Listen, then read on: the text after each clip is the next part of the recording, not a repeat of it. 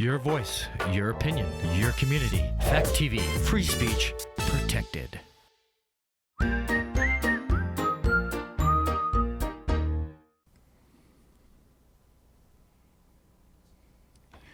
Did the movie Piranha really need a sequel? Are there actually piranha that can fly? And are these those kind of piranha? All this and more on Gory Storytime. Warning. Gory Storytime is a horror movie review show by a son and his dad who thought that letting his 5-year-old watch scary movies was acceptable. If you are offended by horror or talk about blood and gore by a child, or if you don't want horror movies from the 60s through today spoiled, then there is a remote stuck in your couch cushion next to potato chip crumbs. Use it. And of course, parental discretion is advised. Why? You didn't use any. Shut up and start the show.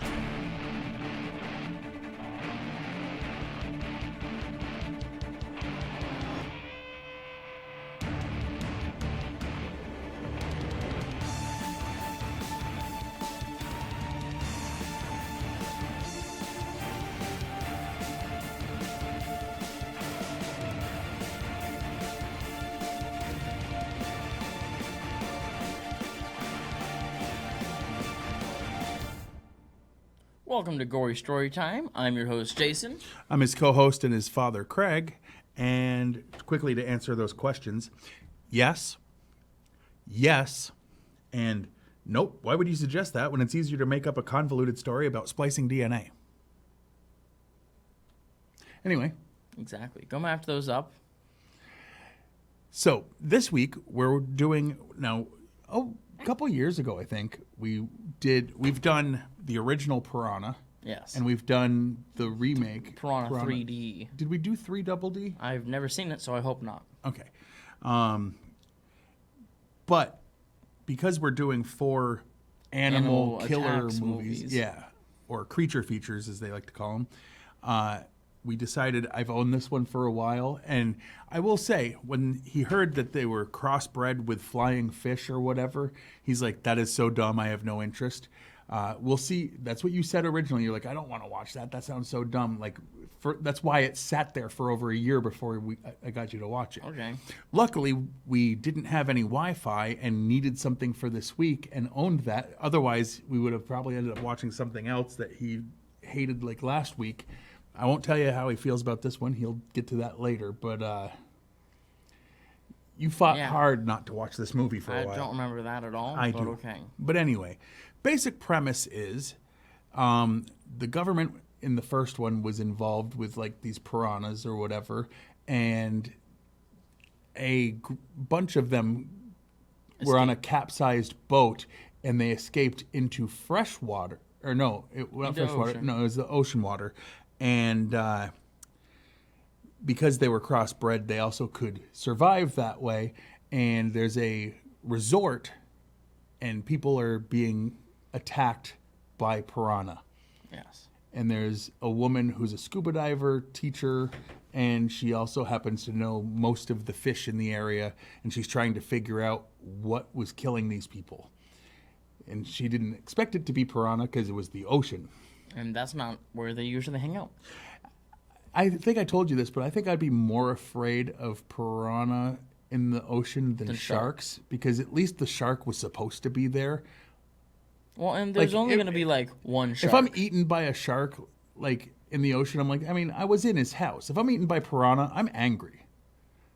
I'm rather pissed off, actually, because I'm like, what are you doing here? You have less right than me. Kinda. Or at least the same amount of no rights. Yes. Anyway, so let's watch the trailer and see what you think.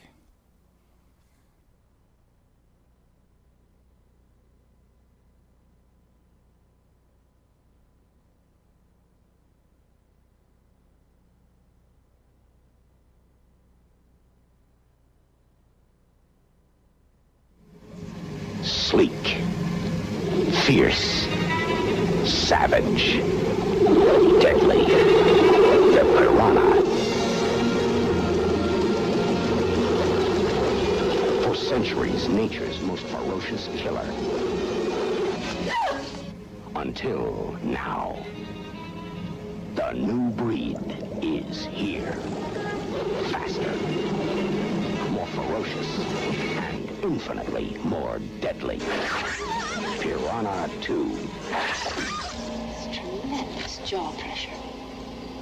It's sheared cleanly through bone in places. It's here. It's alive. And it's multiplying. We spliced in genes from different species to create the ultimate killer organism. It lives in the depths of the sea, but it can strike anywhere.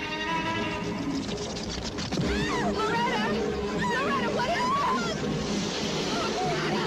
is that?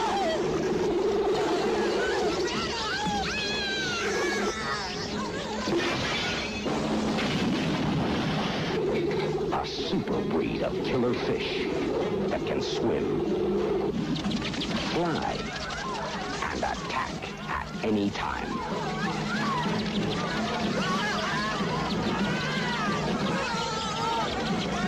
They bred the ultimate killing machine.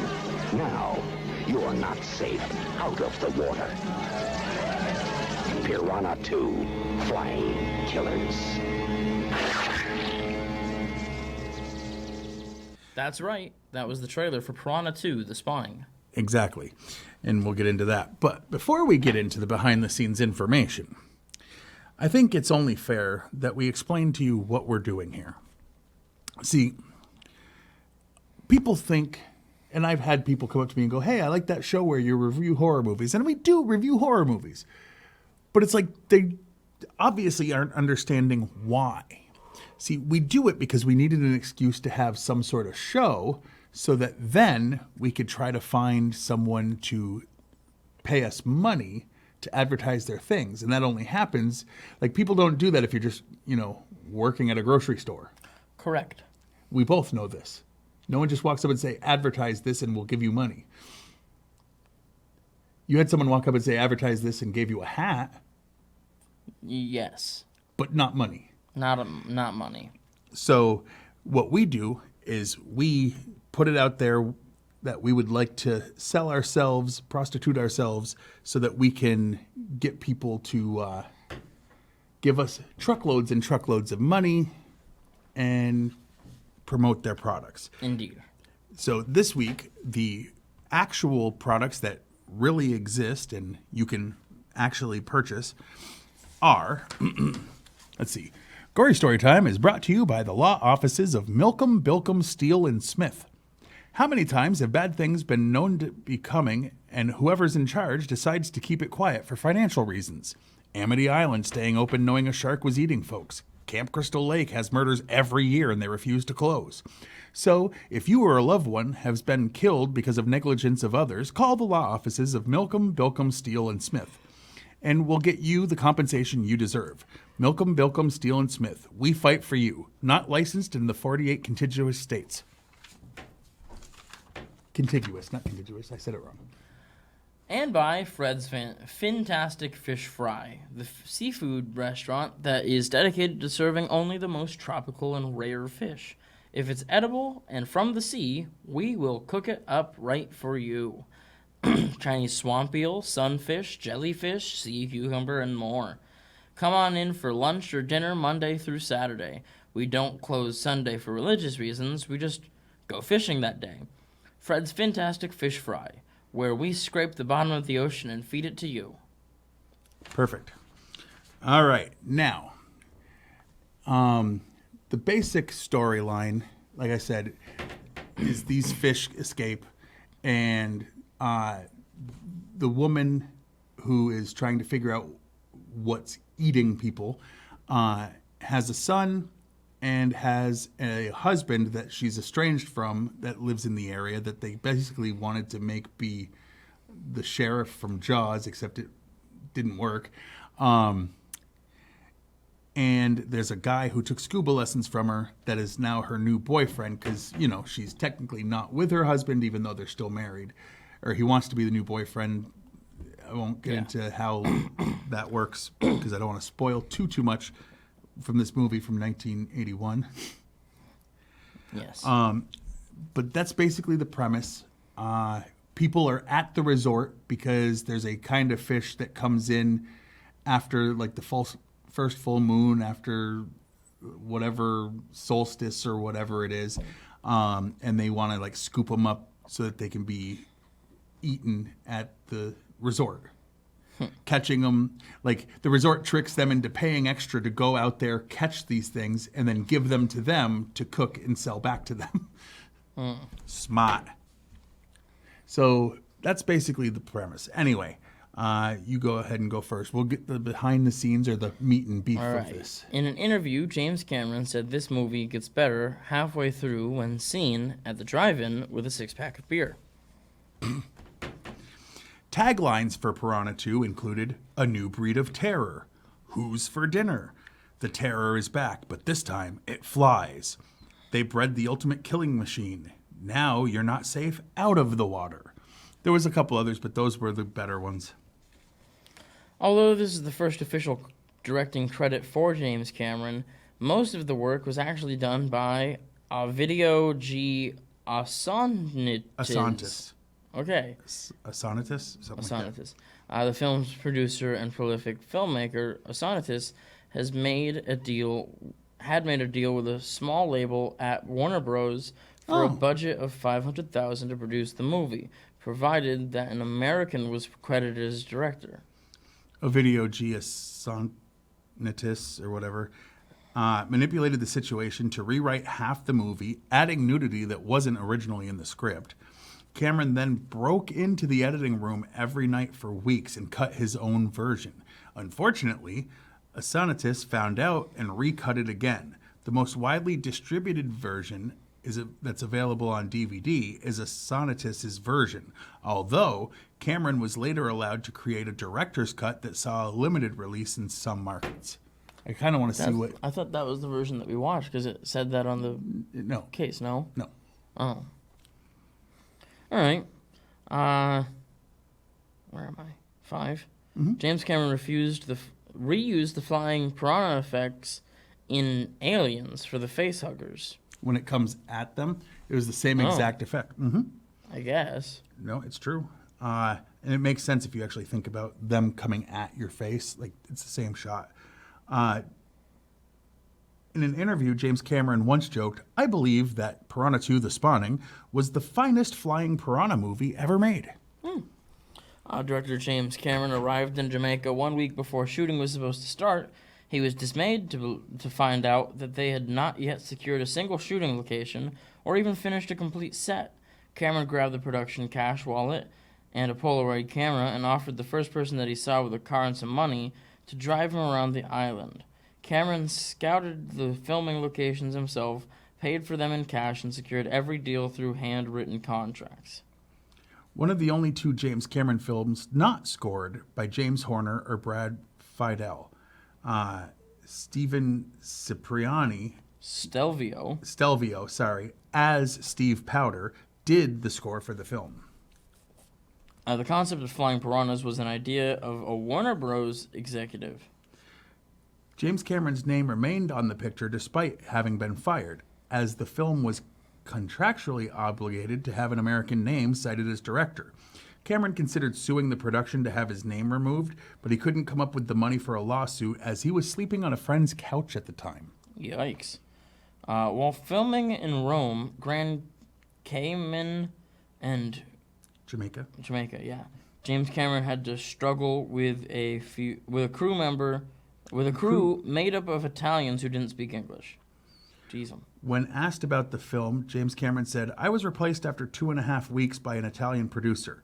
He just fired me and took over, which is what he wanted to do when he hired me. It wasn't much later that I even figured out what had happened. It was like, oh man, I thought I was doing a good job. But when I saw what they were cutting together, it was horrible."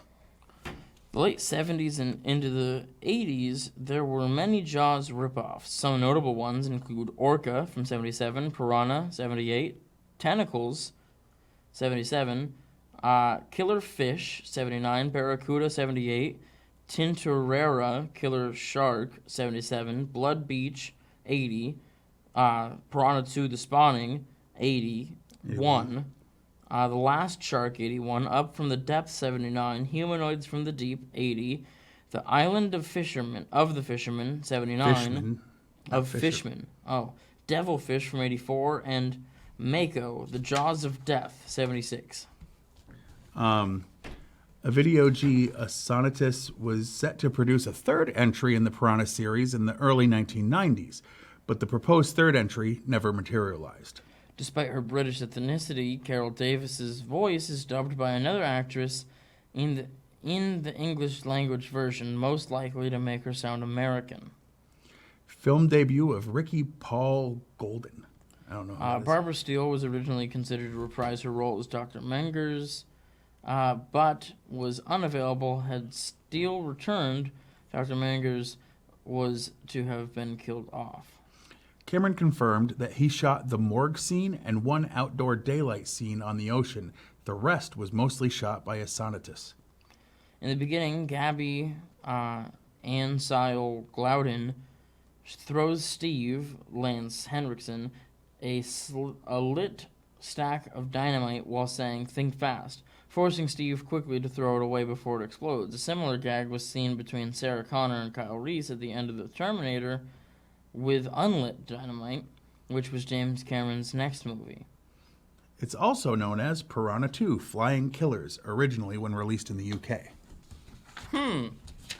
No wonder. And that's what it says in the film itself. And in the trailer. Yep. But not on the poster, or on the cover, or anything else. Odd. Yes. All right. Now, we're 3 in. Oh, wait.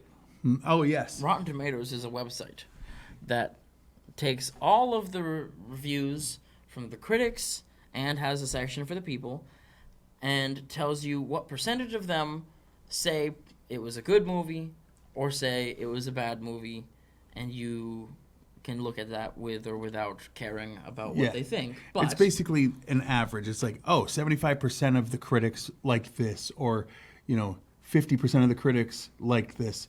It gives you an idea of, okay, it's widely loved by the people or hated by the people. Same with the critics, depending on the movie. Indeed. The critics that reviewed this movie, only 6% of them said that it was good. The people, and with horror and with comedy, a couple of big genres, they tend to go higher than the critics, and that's the case here. Almost doubled at 11%. Yeah. Yeah. I can't say I'm too proud of those two numbers. Well, there's nothing about it that should cause you pride. So I can't say I'm happy with them. let's talk about our favorite and least favorite scenes. Let's go least favorite first. Least favorite scene first? Mm-hmm. All right. So, it was slightly shown in the trailer, so I'm spoiling something that wasn't actually shown in the trailer, which was, it's not the sheriff. He's not actually the sheriff. Who is he? I mean, yeah. He is actually the sheriff. He's like the local law enforcement guy. Well, so he has a helicopter. And for no reason, he's not being attacked at this point. He just jumps out of his helicopter into the water and lets it hit the water and explode to get onto a boat. Now, I don't know why he would just let his helicopter explode. That bothered me at the time, and I said something too. You did. But, who in their right mind? You know how expensive a helicopter is? No, I've never bought one. How expensive are they? Really expensive. Oh, well. More expensive than a car. The specificity. Yes. Specificity. The syphilis or whatever you're saying. Not that, yeah. I'm trying to words poorly, apparently. My least favorite part. Boy, let me think. Honestly, it had to be, the fact that it was obvious that this sheriff was meant to be Sheriff Brody from Jaws. They dressed him similar. They tried they tried to make a guy who doesn't really look like him look more like him in shots. And it's like, let Jaws be Jaws. You do your thing. Yes. What was your favorite scene? My favorite scene. So you saw a little bit of this in the trailer as well. But there's a scene where a woman is in the morgue looking at a dead body, and out of the dead body, out of a little hole in the dead body, a fish comes out, unleashes After its dragon wings. After hours and hours and hours of this person being dead, it's like that night they found the body in the morning. That night, someone broke in, and this is what happens. And so the fish pokes its head out, and then spreads its scaly dragon wings, flies up to her already bloodied neck, and just chomps, kills her viciously. And he paused it just to show, and he's like, "Look, it hasn't bit yet," and she already had the blood. Like on it was here, and she had blood all the way down already before he even bit her. The problem was they wanted to show it latch on, but it was like a puppet or whatever. So how do you do the blood? That? Yeah, right. Like maybe you have blood in the mouth part, and then you go like this, and when you squeeze, it squirts out or something. But maybe, but that would have less blood. And we needed that much blood in that scene. We did. It sounds bad, but the fish are the best part of this movie. It's fun bad.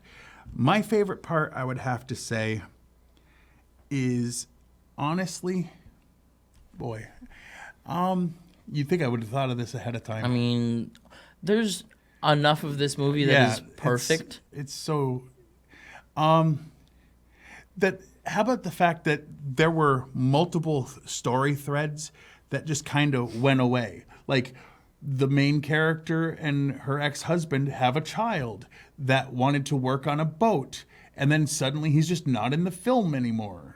And he comes back at the end. I mean, but for no reason. But like his whole thing was connected to the other thing, right? Like there was a girl that heard someone was a doctor, so she pretends to be hurt, and then he's like, "Yeah, I'm a DDS, I'm a dentist," but they still end up together or whatever. But it's like they made like a big thing, and then like it had been so long, I was like, "Are they gonna ever get back to them?" And you're like, "Their story's over." I'm like, "Why?" Because she found out he was a dentist, and they left happily ever after. And that was the end. It was funny because like that would normally bother me not finishing threads, but none of the side stories really mattered because you're there to watch flying piranha eat people's faces. I mean, the closest thing to a thread that got finished was there was like that ugly girl that was going to steal the food, and the slow cook but just stopped her. To me, it was funny. Normally in a real movie. Like in a real movie, no, but like here in a quality film. Excuse me. Stop. They would try to tie up all the loose ends. This movie should have been called Piranha 2: Loose Ends Abound. And it didn't bother me. It bothered me more that they're like, here's just so you know, this one lived. I'm like, I don't care. Like, what are you doing going back to something? Like, I'm here. Every scene is a new for the slate. death fish. All right, that's it. Every scene is a clean slate. All right, on a scale of 1 to 10, I'm gonna say right now that this movie is one of the best movies we've reviewed in a long time. Now, put this on not a normal horror movie scale because this, when he gives his number, he's not comparing it to The Shining or The Exorcist. He's comparing it to Killer Clowns and Killer Tomatoes, which, by the way, are amazing movies that you should watch. Yes, you should. But it's that. He's rating it on the scale of what it is. It's a B movie. It lives in B movie land. It wants to be a C movie. All right, it's not quite a B movie. It's C- movie wanting to be a C+ movie. And it's so perfect at it that it's almost an A. Yes, I mean. Anyway, I'm gonna have to say that I give this movie a 9. I'm gonna give it an 8, but again on the same scale of if you like So Bad They're Good, this is I mean, if you a great one of those. If you like way too much blood. If you like Toxic Avenger, if you like and not Cannibal quite the Musical, good special effects. Anything from Trauma. Oh my goodness. Like this belongs on that list. Like this is that kind of movie and it's great for that. If that's not your interest, don't watch it. This is way better than the first one. Oh, watch the first comedy one because movie. it's connected. This is This is like utter sheer comedy and horror, and it's amazing. So I said 8, you said 9. Let's roll Wrap that it side up. of the screen thing. All right. Fact TV. You could watch this show on Fact TV channel 1076 Thursdays at 8:30 p.m. and Fridays at 7 p.m. You can check us out on Facebook and like us. And by us, I mean Gory Storytime has a page. Fact TV that produces the show has a page. Like them both. They live stream a lot of stuff. Yes. You can go to fact8.com and watch a bunch of back episodes of this show. You could check out the old Twitter handle of mine, which is at Craig Jakes, all lowercase, all one word. And I'm at Jiggly Firm Brain. I don't tweet things about the show unless he says something about the show because they're all things that he says that I find funny in or out of context. He just tweeted some last night. So And follow I think that. this It's morning. Oh, did you? Maybe. Could be. Last night there was a couple, I know that. Oh, yeah, there were. There's like 3 back-to-back. Yeah, you were just like not shutting the heck And up. check out the YouTube page, Juggalo Jakes, and Fact TV has one. Type in Gory Storytime. Both of them should come up because they post on both. And subscribe. There's sketches. There's music on mine. There's a bunch of different stuff. There's other shows. They've got a bunch of shows on theirs. So, check them out. Indeed. And until next week, with our 4th and final animal creature feature, I have been your host, Jason. I'm his co-host and father, Craig. And sweet dreams.